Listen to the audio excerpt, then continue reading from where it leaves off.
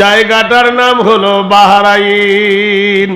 এই বাহরাইনের মাটিতে একজন জালেম বাদশাহ জন্মেছিল। সেই জালেম বাদশার নাম হলো ইবনে সরওয়ার। বুখারী শরীফের হাদিস।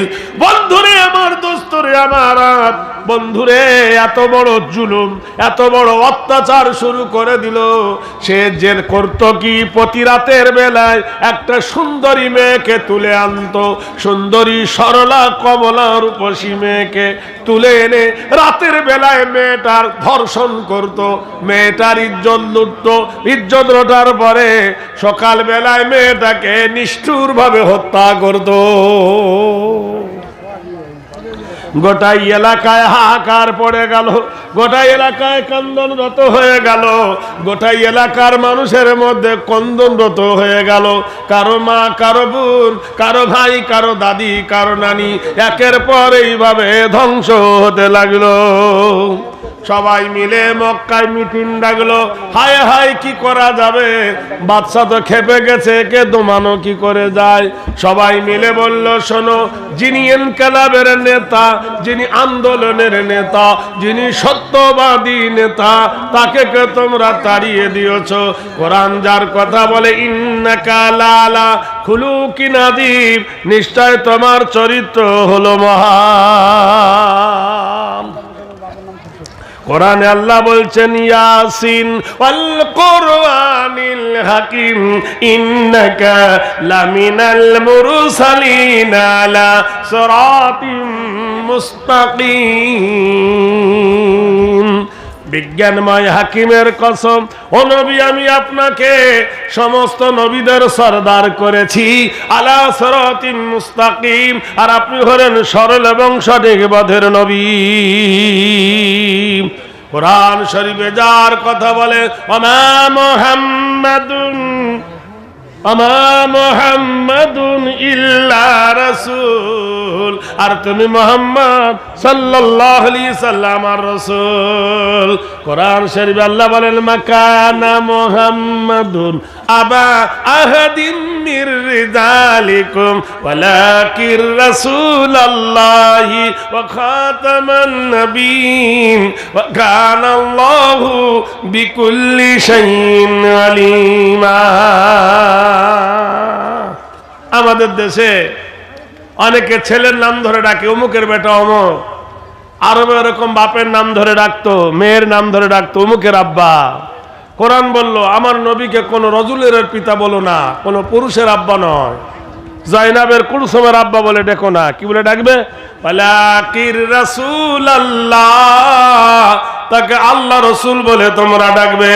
ওয়া খাতামান নবিয়্যিন, আর তিনি হলেন আখিরি জামানার নবী।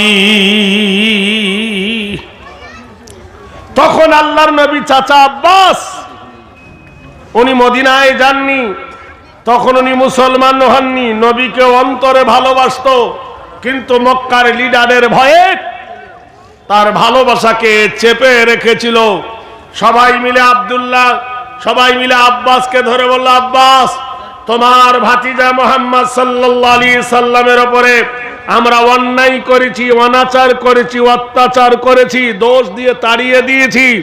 এখন আমরা হাড়ে হাড়ে বুঝতে পেরেছি আমাদের দোষ কতটা।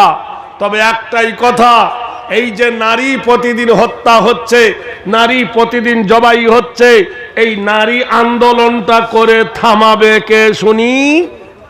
ভারতবর্ষের মাটিতে বহু নেতা জন্মেছে, কিন্তু তাই বলে কোন নেতা কোরআনের পক্ষে আন্দোলন করেনি। কোরআনের পক্ষে আন্দোলন করেছে কারা? ইন্নামা ইয়াখশাল্লাহা মিন ইবাদিহিল উলামা। এক সম্প্রদায়ের মানুষ যারা আল্লাহকে দেখে ভয় করে না, তারা হলো আলেম ওলামা। এরা একমাত্র আল্লাহকে ছাড়া কাউকে ভয় করে না।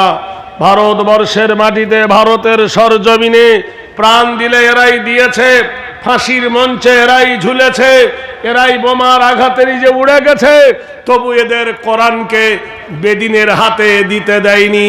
ভাইরা আমার, বন্ধুরা আমার, দোস্তরা আমার, আজকের থেকে খেয়াল করে শুনে নেন বন্ধু, নেতার মানে নেবে, তোমাকে দেবে না। এই 28শে নভেম্বর কলিকাতার মাটিতে বিরাট ওলামার জমায়েত হয়েছিল, যার নাম হলো জমায়েত ওলামা হিন্দ। ভারতের বিভিন্ন কোণ থেকে আলেমরা এসে এই ওয়াকফ এস্টেট, মসজিদ, মাদ্রাসার বিরুদ্ধে তারা আন্দোলন করেছিল। এখন কতদূর কামি হবে জানি না। অধিকাংশ আলেম হাফেজ ছিল। ভাইরা আমার, বন্ধুরা আমার, তাই বলতে চাই, কোরআন বলছেন ইন্নামা ইয়াখশাল্লাহ মিন ইবাদিহিল উলামা। এক সম্প্রদায়ের মানুষ, তারা আল্লাহ ছাড়া কাউকে দেখে ভয় করে না। আল্লাহর নবীর চাচা হযরতে আব্বাস রাদিয়াল্লাহু তাআলা আনহু কাফেরদের পক্ষে বিশ্ব নবীর সঙ্গে চিঠি লিখলেন। এমন একজন নবী, লিখতেও জানতেন না, পড়তেও জানতেন না, কিন্তু আল্লাহ তাকে তাই বলে মূর্খ করেন নাই। আল্লাহ তাকে ইন্নী বুইস্তুমান, আল্লাহর নবীকে আল্লাহ পাক বিশ্ব জগতের শিক্ষক করে বানিয়েছিলেন। বলুন সুবহানাল্লাহ। ভাইরা আমার, বন্ধুরা আমার, আপনারা কি জানবেন দেখেন। যখন তিনি গেলেন আল্লাহর নবীর কাছে চিঠি লিখল, চিঠিটা আলী রাদিয়াল্লাহু তাআলা আনহু মসজিদে নববীতে প্রকাশ্যে পড়ে শোনালেন। মক্কার মানুষরা বলল, ও মুহাম্মদ আরবি, আমরা তোমার ওপর অন্যায় করেছি, তোমার ওপর অনাচার করেছি, তোমার ওপর অত্যাচার করেছি, তোমার ওপর জুলুম করেছি, আমরা অন্যায় করেছি। আমাদের জন্য জন্মভূমি পরিত্যাগ করে তুমি অন্য দেশে চলে গেছে হিজরত করে। ও মুহাম্মদ সাল্লাল্লাহু আলাইহি সাল্লাম, আমাদের ভুল হয়ে গেছে।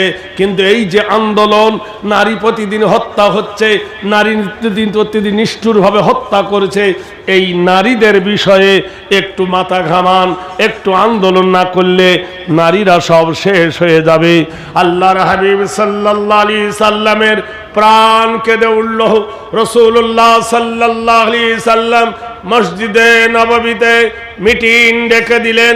জমায়েত হয়ে গেল মিটিংয়ে। ইয়াডাল মডার্ন যুবক, আউয়াল বৃদ্ধ বনিতা, মসজিদ জমজম করে ভরে গেল। বিশ্বনবী সাল্লাল্লাহু আলাইহি সাল্লাম সাহাবীদেরকে বললেন, সাহাবীরা, আমি কোরআনের একটা মেসেজ তোমাদেরকে শোনাচ্ছি। তারা বলল, হে নবী বলুন। বলে, ওয়ালা তাহসাবান্নাল্লাযীনা কুতিলু ফী সাবিলিল্লাহি আমওয়াত বাল আহয়াউন ইনদা রাব্বিহিম ইরযাকুন। যারা দিনের জন্য কতল হবে, যারা দিনের জন্য গলা দেবে, যারা দিনের জন্য প্রাণ দেবে, তোমরা বলবে মরে গেছে, না বলো না ওরা মরে নাই, তোমরা মরে গেছে বলিও না। ইনদা রাব্বিহিম ইরযাকুন, তাদের কবরে আমার আল্লাহ রহমত দিয়ে থাকে। নাম্বার 2, সাহাবারা শুনে না, ওয়ালা তাকুলু লিমান ইয়াকতালু ফি সাবিলিল্লাহি আমওয়াত। যারা দিনের জন্য কতল হয়, যারা দিনের জন্য গলা দেয়, তারা মরে গেছে তোমরা বলো না। বাল আহয়াউন, বরং তারা জীবিত। ওয়ালাকিন লা তাশউরুন, আর তাদের জিন্দেগি সম্পর্কে তোমরা জানো না। ও সাহাবারা শুনে নাও, ইন্নাল্লাহা আশতারা মিনাল মুমিনিনা আনফুসাহুম ওয়া আমওয়ালাহুম বিআন্না লাহুমুল জান্নাহ ইকাতিলুনা ফি সাবিলিল্লাহ। তোমাদের রক্ত, তোমাদের চামড়া, তোমাদের মাল, তোমাদের জীবন, তোমাদের জৈবন, তোমাদের ধন সম্পদ, তোমাদের জীবনকে আল্লাহ পাক রব্বুল আলামিন রক্তের বিনিময়, জীবনের বিনিময়, যৌবনের বিনিময়, বিআন্না লাহুমুল জান্নাহ, আমি আল্লাহ জান্নাতকে ক্রয় করে নি। সুবহানাল্লাহ বলুন। ইকাতিলুনা ফি সাবিলিল্লাহ, যদি আল্লাহ রাস্তায় তোমরা কতল হও। সাহাবারা বলছেন, হে রাসূল, আপনি কি বলতে চান, খুলে বলুন। ইন্দা বিনা ইয়া রাসূলুল্লাহ হাইসুমা তাশা, হে নবী, আপনি আমাদেরকে কি বলছেন, খোলাখুলি বলুন। বিশ্বনবী বললেন, সাহাবারা রে, ওই বাহরাইনের মাটিতে বাদশাহ ইবনে সরওয়ার প্রতিদিন একটা নারীকে ধরে রাতের বেলায় ঘুমায়, তার ইজ্জত লোটে, আর সকাল বেলায় নারীটাকে জবাই করে দেয়। তুমি কি এর কোনো আন্দোলন করবে না? কোন দেশেতে খুন ডাকাতি, কোন দেশেতে রাম রাজা, কোন দেশেতে নাস্তা নাবুদ হয় রে দেশের সব প্রজা। চালে ভেজাল, চিনি ভেজাল, নুনে ভেজাল কোথায় রে, সে আমাদের ফুটো ভারত, আমাদেরই ভারত রে। গোহত্যা, বেফস, জেনা কেলেঙ্কারি, গুন্ডি নেত্রী জয়ললিতা সিবিআই করলো জারি। সংসদ ভবন চোরের আড্ডা, নিরাপত্তা কোথায় রে, সে আমাদের ভারতবর্ষ, আমাদেরই ভারত রে। কোন দেশেতে রূপ সুন্দরী ক্ষুধার জ্বালায় হয় গণিকা, সতীত্ব তার বিক্রি করে নির্বাহ করে তার জীবিকা। ভাই ভাইকে খুন করছে টাকার লোভে কোথায় রে, আমাদের মেয়ে ছেলেগুলোকে, আমাদের বিটি ছেলেগুলোকে সরকার এমন পেঁচে ফেলেছে, ঘরের গৃহনিবাদ হয়ে গেছে। আল মুমিনিনা ওয়াল মুমিনাত, আল মুসলিমিনা ওয়াল মুসলিমাত। ওরে মুমিনের সঙ্গে মুমিনাতের যোগ আছে। তোমার বিবি যদি ভালো না হয় তুমি কেমন করে ভালো হবে? তুমি কি দেখতে পাও না? তুমি কি টের পাও না? তুমি জানতে পারো না? তোমার বিবির মগজ ধোলাই করে দেওয়া হয়েছে, তোমার বিবির মনিটর নষ্ট করে দেওয়া হয়েছে। সেই জিনিসটার নাম হলো বন্ধন ব্যাংক। ঘরে ঘরে সুদের কারবার করে তোমার বিবিকে এমন ভাবে জব্দ করেছে, সুদে পাগল হয়ে গেছে তোমার বিবি। আর সেই বিবির হাতের খানা খেয়ে তোমার নষ্ট হয়ে গেছে চাবি। তোমার চাবি যেদিকে ঘুরিয়েছে তুমি আধ পাগলা ছিলে ফুল পাগলা হয়ে গেছে। কিছু কিছু বিবি আছে তাদেরকে সরকার বাছাই করে চাকরি দিয়েছে, নাম দিয়েছে ICDS, কেউ দিয়েছে অঙ্গনারী, কেউ দিচ্ছে খিচুড়ির অন্য চাকরি। খিচুড়ির এত বড় বরকত, ডিম পর্যন্ত চুরি করে, সয়াবিনের বড়ি চুরি করে, চাল চুরি করে, তেল চুরি করে, গুষ্টি শুদ্ধ আলু পর্যন্ত চুরি করে।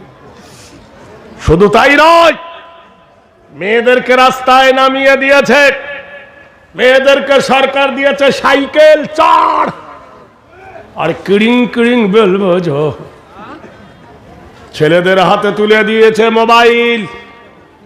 মোবাইল একদিকে যেমন আশীর্বাদ, আরেক দিকে তেমন হয়ে গেছে অভিশাপ। সমাজ ধ্বংসের মূলের দিকে চলে গেছে। আর আমরা ওই রকম হতভাগা হয়ে গেছি।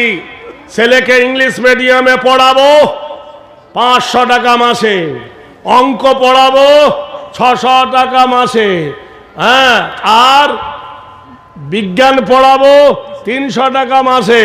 15,000 টাকা 20,000 টাকা মাসে খরচ করে একটা ছেলের পিছনে, তাকে ডাক্তার করায়, ইঞ্জিনিয়ার করায়। কিন্তু 100 টাকা দিয়ে মসজিদের কোন ইমামকে দিয়ে ছেলেকে কোরআন শিক্ষা দেয় না। এই কারণে ওই মাস্টার ডাক্তার ওর মা বাবাকে বৃদ্ধা আশ্রমে ফেলে আসে। আজ পর্যন্ত বলতে পারেন কোন হাফেজ বা কোন মাওলানা, কোন আলেম জুয়ার ভাটিতে বসে জুয়া খেলেছে? প্রমাণ করতে পারবে না, পারবেন না। কোন আলেম মদ খেয়ে মাতাল হয়ে ন্যাংটা হয়ে রাস্তায় পড়ে আছে? প্রমাণ করতে পারবেন না। ভাইরা, আবার কোরআন বলেছে খায়রুকুম মান তাআল্লামাল কোরআন ওয়া আল্লামাহু। তোমাদের মধ্যে ওই ব্যক্তি উত্তম যে কোরআন পড়ে আর যে কোরআন শিখায়। ভাইরা আমার, ফিরে এসো সোনার রাজরা। মসজিদে নববীতে আন্দোলন শুরু হলো, ইনকিলাব শুরু হলো, পরিবর্তন শুরু হলো। তোমাদের মতো অ্যাডাল, তোমাদের মতো মডার্ন, তোমাদের মতো যুবক, তোমাদের মতো উদীয়মান যুবক, একসঙ্গে 300 যুবক উঠে বললেন ইন্দা বিনা ইয়া রাসূলুল্লাহ হাইসুমা তাশা।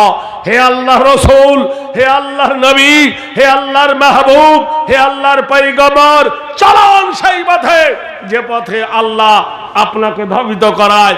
আপনি সেই পথে আমাদের আদেশ করুন, আমরা শুনবো এবং মানবো এবং করব ইনশাআল্লাহ। নবীজি বললেন, শোনো, তোমাদের মধ্যে যদি মতনৈক্য হয়ে যাও তাহলে জয় আসবে না, ধ্বংস হবে। আজ ফিলিস্তিন কেন বরবাদ হচ্ছে বুঝতে পারছো? যে ফিলিস্তিনের মাটিতে কয়েক হাজার নবীর কবর, যে ফিলিস্তিনের মাটিতে কয়েক হাজার নবীর জন্মস্থান, সেই জায়গার মাটি এত দামি, সে জায়গার মানুষ কেন কান্দে, সে জায়গার মানুষের চোখের কেন পানি ঝরে, সে জায়গার ওপর ইহুদিরা কেন টিকটিকি লড়ায় আর মুসলমানরা কেন বসে বসে মার খায়। সারা বিশ্বের এত মুসলমান দেশ আছে, কেন ইসরায়েলের জন্য কেউ হাত পাতে না, সাহায্যের হাত কেন বাড়ায় না? এর কারণটা একটু তলিয়ে দেখো বন্ধু, দোষটা কোথায়, কার দোষ? ও বন্ধুরে জেনে রেখে দাও, যেখানে আল্লাহ বলেছে ওয়ালা তাহিনু ওয়ালা তাহজানু ওয়া আনতুমুল আলাউনা ইন কুনতুম মুমিনিন, আমি তোমাদের সিকিউরিটি দেব, আমি তোমাদের অথরিটি দেব, আমি তোমাদের গ্যারান্টি দেব, আমি তোমাদের নিরাপত্তা দেব, আমি তোমাদের ছেলে ভাই দেব, যদি তোমরা মুমিন হও। ফাদখুলি ফি বাদি ওয়াদখুলি জান্নাতি, যখন তুমি মুমিন হবে, মুমিনাত হবে, আল্লাহ তোমাকে জান্নাতে দেবে। ওয়া জান্নাতুল আরদুহা ওয়া জান্নাতিল আরদুহা কারবিস সামাওয়া, আকাশ আর জমিন যেমন দীর্ঘ প্রস্থ, এত বড় একটা জান্নাত আল্লাহ দান করবেন। প্রিয় নবী বললেন, সাহাবীরা রে, ওই বাহরাইনের বাদশার বিরুদ্ধে কারা উঠে দাঁড়াবি, দাঁড়া। একসঙ্গে 300 যুবক দাঁড়ালো। আল্লাহর নবী বললেন, ওয়াতাসিমু বিহাবলিল্লাহি জামিয়া, আল্লাহর কোরআন বলে দিল, আল্লাহ রশিকে তোমরা শক্ত করো, ধরে বলে নারায়ে তাকবীর।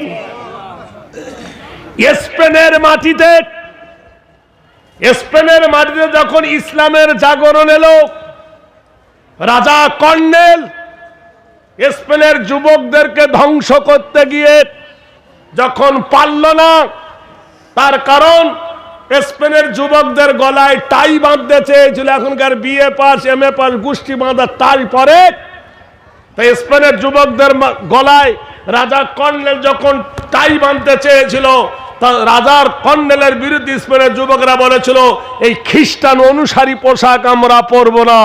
রাজা কর্নেল দেখলো কি সর্বনাশ, এই মুসলমানকে তো ধ্বংস করা যাবে না, তাই আস্তে আস্তে রাজা কর্নেল মুসলমান হলো। বাহানা, মুসলমান হয়ে কিছুদিন নামাজ পড়লো, নামাজ পড়ে মসজিদের চাতালে রাজা কর্নেল বার করলো একটা খেলা, তার নাম হলো দাবা খেলা। নয়, আপনারা দেখেন ছেলেরা খেলে, এই মোবাইলে খেলে, কি খেলে, ছক্কা খেলে না, এই ছক্কা খেলতে লাগলো। এরা বললো মসজিদের চাতালে খেলে পাপ হবে না, তো বলছে না না, মনটা ফ্রি করো। ব্যাস, যখন এই খেলায় পাগল হয়ে গেল, বলে এর থেকে একটা ইম্পর্টিং খেলা আছে, তার নাম কি দাবা খেলা। দাবা খেলায় যখন পাগল হয়ে উঠলো, বলে এর থেকে আরেকটা ভালো খেলা আছে, ক্যারাম বোর্ড খেলা। ক্যারাম বোর্ড খেলায় যখন এরা পাগল হয়ে গেল, বললে এবার খেলো তাস খেলা, রানী বিবি হরতম গোলাম গোষ্ঠী শুদ্ধ। তাস খেলায় যখন হয়ে গেল পাগল, বলছে ফিরি ফিরি খেলবি, লজেন জুস বিট ধর। এই লজেন জুস বিট ধরতে ধরতে জুয়া শুরু হয়ে গেল। জুয়া হতে হতে ছোট্ট থেকে যখন বড় হয়ে গেল, এবার তারা বলল বাড়ি গেলে তোর বউ পিটবে। মুঝে পিনে কা শাখ নেই, পিতা হুঁ গম ভুলানে কো। তোর খাবার ইচ্ছা নাই, তোর বউ পিটবে, ঘরে খাবার নাই, মদ খা। ফিরি মদ খেয়ে টলতে টলতে বাড়ি গেল।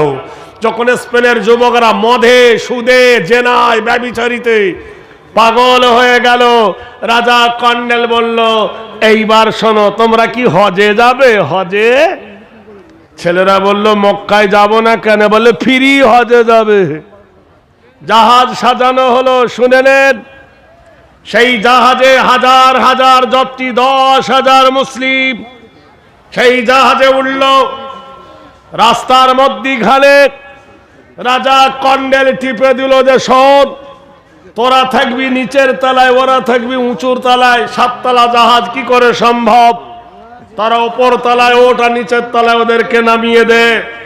তুমি রবে ওপরের তলায়, আমি রহিব নিচে। অথচ তোমাকে দেবতা বলি বসে ভাবনা আজ মিছে। এই বলে মুসলমানকে লড়িয়ে দেওয়া হলো। হোড়াহড়ি শুরু হয়ে গেল। আরেক দল বলল দুতলায় সুখ করবি, নিচের তলা ফুটো করে দে।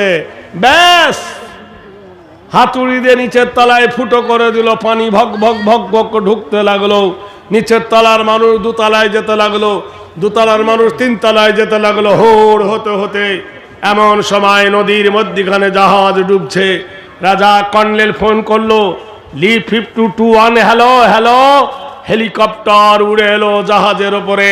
মুসলমানরা মনে করলো বোধহয় আমাদের ত্রাণ নিয়ে যাবার জন্য হেলিকপ্টার ব্যবহার করা হয়েছে। হলো না। ওই জাহাজের ক্যাপ্টেন, জাহাজের নাবিক আর জাহাজের মধ্যে রাজা কর্নেল তিনজনে হেলিকপ্টার উড়ে গেল। মুসলমানকে বলল গুড বাই। মুসলমান হা করে তাকিয়ে থাকলো। অতল সমুদ্রের গহ্বরে 10,000 যাত্রী নিয়ে জাহাজ ডুবে গেল সাগরের মধ্যখানে। সেই দিনটার নাম ছিল এপ্রিল মাসের 1 তারিখ। আজকের অনেক কলেজে স্কুলে দেখবেন নবীন বরণ হয়, এপ্রিল ফুল মানা হয়। আধ পগলার বেটো ফুল পগলা, তোমার জাতি ডুবে মরেছে সেদিকে, আর সেই দিনে তোমার বেটা বেটি গিয়ে আনন্দ করছে কলেজে গিয়ে নবীন বরণ উৎসব। তুমি জানো না উৎসবটা কোথা থেকে এসেছে আর কোন জায়গায় এসেছে? এ জাতি তুমি আজও বুঝতে পারলেন না। নুন যেমন চিনি ছিটিয়ে পিঁপড়ে ডাকে, সরকার এরকম ধ্বংস করার জন্য চিনি ছিটানো হয়েছে।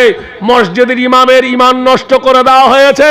মসজিদের ইমামকে দেওয়া হচ্ছে ভাতা, ভাতা খা, নামাজ পড়া। মসজিদের মুয়াজ্জিনকে বলছে তোকে দেবো 1,500, ও পায় 3,000, এ পায় 1,500, তোর বড়টার গোষ্ঠী ষষ্ঠী পূজা করে দেবো, চলে যা। এইভাবে ধ্বংসের পথে নেমে এসেছে। মেয়ে ছেলেদেরকে পথে নামিয়ে দেওয়া হয়েছে। হে বন্ধু, একটা একটা খুঁজে দেখো পৃথিবীর মাটিতে যত বড় বড় মাদ্রাসা, যত বড় বড় আরবি ইউনিভার্সিটি, এখানে সরকার চারানা পয়সা দেয় না। তোমার পিছনে হুড়ু হুড়ু করে ঢালতেছে কেন? তোমাকে ফ্রিতে খাওয়াচ্ছে রেশন। তোমার ছেলেকে চাকরি দেবে না, তোমার ছেলেকে একটা চাকরি দেবে, সেই চাকরির নামটা কি? সেবিক পুলিশ। সেবিক পুলিশ। সারা রাত তুমি ঘুমাবে আর তোমার বেটা পাহারা দেবে, আর রাস্তায় মোটর সাইকেল ধরবে, অমনি টাকা চাইবে। এর থেকে বড় ফকির আল্লাহর জমিনে নাই। মিথ্যা বলছি? আজ তোমার জাতিকে নষ্ট করছে, তুমি বুঝতে পারছো না। মিষ্টি খরচ বলে গাম্য জায়গা। ভাইয়েরা আমার, ঘুঁটে পড়ে গোবর হাসে। ঘুঁটে বোঝেন? গরুর গুকে মেয়েরা শুকায়, শুকিয়ে ওকে চুলোয় পড়ায়, আর গরুর গু হাসে যে তুই পড়ছিস আমি হাসছি। এখন ভারতবর্ষের মাটিতে এক একটা অন্যায় মুসলমান দরবার আসছে, অমুসলিমরা হাসছে, আর আমাদের কিছু মুসলমানরা হ্যাঁ হ্যাঁ হ্যাঁ হ্যাঁ মোল্লারা হচ্ছে। আমার খুব মজা হচ্ছে। জানিস না আধ পাগলার বেটা ফুল পাগলা, যেদিন শহরে আগুন লাগবে কারোর বাড়ি সেদিন রক্ষা হবে না। ভাইরা আমার, বন্ধুরা আমার, বিশ্বনবী বললেন শোনো, তোমাদের 300 যুবকদের মধ্যে আমি একটা নেতা তৈরি করব, আমি একটা নির্বাচন তৈরি করব, আমি একটা তোমাদের মেম্বার বানাবো। সেই মেম্বারটাকে হযরতে সাঈদ রাদিয়াল্লাহু তাআলা আনহু, 22 বছরের টকবগে যুবক, ইয়াডাল উদীয়মান যুবক, সেই যুবককে বললেন চলো তুমি ইসলামের কর্ণধার হও। আমি দেখেছি এখন ভারতবর্ষের মাটিতে মুসলমানের গোপের থেকে দাড়ি বেশি। সেই দাড়ির নাম হলো ফুন্টুস দাড়ি। কি দাড়ি? মেয়ে ছেলের থেকে বেটা ছেলের কান ফোড়া বেশি। প্রত্যেক বেটা ছেলে কেউ কান এদিকে ফুরিয়েছে ওদিকে ফুরিয়েছে, মানে গহনা আগামী থেকে কানে দুল ঝুলাবে, আর ফুন্টুস দাড়ি রেখেছে এখানে এখানে এখানে কয়টা, আর চুলের ক্যাপাসিটি তো শেষ নাই। এ ভাই কথা কম বল। ভাইরা আমার, বন্ধুরা আমার, আজ সমাজ ধ্বংসের পথে চলে যাচ্ছে। তোমার বেটা ফুন্টুস দাড়ি রেখেছে, তুমি কি বুঝতে পারো না এটা সত্যিকারের দাড়ি না মেয়ে ভুলানো দাড়ি? তুমি আজও বুঝতে পারলে না। আধ পাগলার বেটা ফুল পাগলা, এই তো জগৎ আমাদের শেষ হয়ে গেছে।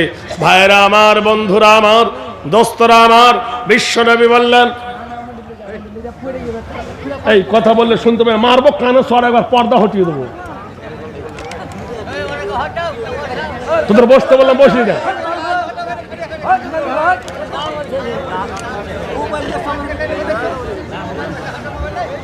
একবার জোরে বলুন নারায়ে তাকবীর। একবার জোরে বলুন নারায়ে তাকবীর। এখানেতে ছোট বড় আছেন যত বীর, উচ্চ স্বরে বলি একবার নারায়ে তাকবীর। আল্লাহু আকবার বল রে মুমিন, যারি আকাশ তারি জমিন। বন্ধুরে, যখন আল্লাহর নবী সাজ সাজর মসজিদে নববীতে 300 জন যুবকের নেতা হলো সাইর রাদিয়াল্লাহু তাআলা আনহু। সাইর জামা কাপড় পরছে যুদ্ধর বেশ। এমন সময় মসজিদে নববীর দরজার গেটে ডাক এলো, ইয়া বুনাইয়া, হে আমার কলেজার টুকরা বেটা, হে আমার নয়নের তারা বেটা। হযরত রাসূলে খোদা বললেন, সাইরে কে তোকে এমন করে ডাকে? বলে, হে রাসূল, এটা আমার মা। নবী বললেন, কি ভাগ্য তোমার, কি নসিব তোমার, কি তকদির তোমার যে তোমার মা হায়াতে বেঁচে আছে, পুত্রকে নাম ধরে ডাকে। হযরত আবু বকর থ হয়ে বলে, রাসূল, আল্লাহর নবী বলেছেন, সাইরে ওই ব্যক্তি ভাগ্যবান, ওই ব্যক্তি নসিবওয়ালা যার মা পৃথিবীতে বেঁচে আছে। যার মা আছে, মা বেটাকে আদর করে, মা বেটাকে সোহাগ করে, মা বেটাকে যত্ন নেয়। বিশ্ববাসীরে আল্লাহর নবী তাজদারে মদিনা জনাবে রাসূলুল্লাহ সাল্লাল্লাহু আলাইহি ওয়াসাল্লাম আল্লাহর নবীর জীবনের সব থেকে বেশি দিন ধরে একটা যুদ্ধ হয়েছিল। সেই যুদ্ধের নাম হলো জঙ্গে খায়বার। জঙ্গে খায়বার 21 দিন ধরে লড়াই হয়। ওখানে 2-3 লেগেছে বাড়িতে আসতে। 24-25 দিন আল্লাহর নবী বাড়ি আসে নাই। এশার নামাজ হয়ে গেছে। এশার নামাজের ফরাগতের পরে সব সাহাবারা বাড়ি ফিরেছে আপন আপন বিবি ছেলে মেয়েকে দেখতে। বিশ্ব নবী না ঘুমিয়ে রাতের অন্ধকারে রাসূলুল্লাহ ছোট মেয়ে ফাতেমার বাড়িতে নবী গেছে। আপনারা গেলে দেখবেন মদিনায় একটা মসজিদের 7টা গম্বুজ। ওই মসজিদের নাম হলো মসজিদে গামামা। মদিনায় পানি হচ্ছিল না। মদিনাওয়ালা বলেন, হে রাসূল, জমির ফসল সব শুকিয়ে যায়, হে নবী একটু দোয়া করুন। আল্লাহর নবী দোয়া করলেন, সঙ্গে সঙ্গে পানি হলো। এই জন্য বলা হয়েছে গামামা। গামা মানে মেঘ, মাউন মানে পানি। এই জন্য মসজিদটার নাম দিয়েছে গামামা। ওই মসজিদের পাশে হযরত ফাতেমারও বাড়ি আজও রয়েছে। বন্ধু দেখে আসবেন। বিশ্ব নবী মসজিদ নববী থেকে এক পা করে ফাতেমার দরজার গেটে গিয়ে ডাকছে, ও ফাতেমা বিনতে মুহাম্মদ, ও নবীর বিটি ফাতেমা, ও মুহাম্মাদের বিটি ফাতেমা, দুখুলুল বাব খুরুজহা মিনাল বাইতে। হায় রে, বাপ তার মেয়েকে কেমন করে ডাকে দেখো, বাপ তার মেয়েকে কেমন করে সম্মান দেয় দেখো, বাপ তার মেয়েকে কেমন করে আদর দেয় দেখো। যখন ডাকলেন, আল্লাহর নবীর গলার আওয়াজ শুনে খাতুনে জান্নাত ফাতেমাতুজ জোহরা জোরে কেঁদে উঠলেন, আব্বা গো, আজ 20-25 দিন হলো তোমাকে আমি দেখি নাই, কেন আমার বাড়িতে এসেছো গো আব্বা? তুমি জয়নাবের বাড়ি কেন যাও নাই? কুলসুমের বাড়িতে কেন যাও নাই? এই অন্ধকার রাতে আমার বাড়িতে এসেছো কেন? আল্লাহর নবী বলছেন, ও মা, একটু দরজাটা খোল, তোর চাঁদ মুখখানা দেখে আমি কলেজা ঠান্ডা করি। ফাতেমা বলছেন, আব্বা আপনি বাড়ি এসেছেন আমি জানতে পেরেছি, কিন্তু যাওয়ার উপায় নাই। কেন রে মা, বাপের বাড়ি যেতে মেয়ের কি অসুবিধা? বললো, আমার মাথার ওড়নাটা ছিঁড়ে গেছে, আমার গায়ের জামাটা ছিঁড়ে গেছে, পরনের পায়জামাটা ছিঁড়ে গেছে, এই ছেঁড়া কাপড় পরে বাহির হওয়া যাবে না, আর এই পোশাকে আমার আব্বার সামনে আমি দাঁড়াইতে পারবো না। আল্লাহর নবী তাজদারে মদিনা কেঁদে ফেললেন। নিজের মাথার পাগড়িটা জানলার ভিতর দিয়ে বললেন, ও মা ফাতেমা রে, এই পাগড়িটা পর, কাপড় পরে আমার সামনে আয়, তোর চাঁদ মুখখানা দেখি। ফাতেমা বলছেন আব্বা কেন এত ব্যস্ত হচ্ছ? বলছে মা ফাতেমা রে, তোর চাঁদ মুখখানা না দেখলে আমি থাকতে পারি না। তোর মুখটা আমার মায়ের মতন দেখতে, তোর ঠোঁটটা আমার মায়ের মতন দেখতে, তোর চোখটা আমার মায়ের মতো দেখতে। অজমুল ফি উম্মি সূরাতুল উম্মি, আমার মা আমিনা সেই যে 6 বছর বয়সে মোকামে আবুয়া হাডাটক করে আমার মা চলে গেছে। আমিনা মা ফাতেমা রে, তোর চাঁদ মুখখানা দেখে আমার মা আমিনার কথা আমি ভুলে যাই না রে। দেখবীর ও বন্ধুরে, তোমার যার মা মরে গেছে, যার বাপ মরে গেছে, যদি সুযোগ্য বেটা হও, আল্লাহ পাকের নবী বলেছেন আওয়ালাদিন সলিহিন ইয়াদউ লাহু, কোন সুসন্তান যদি থাকো, আমি মাত্র 1 মিনিট বলবো, আমার সময় অনেক আছে। কোন আল্লাহর প্রেমিক 5,000 টাকা এই মাদ্রাসায় দেবে, আল্লাহ পাক তার মা বাপকে এবং তাকে জান্নাত দেবে। কেউ একজন বীর আছেন এই দলে? নগদ অথবা বাকি 5,000 টাকার দাতা কোন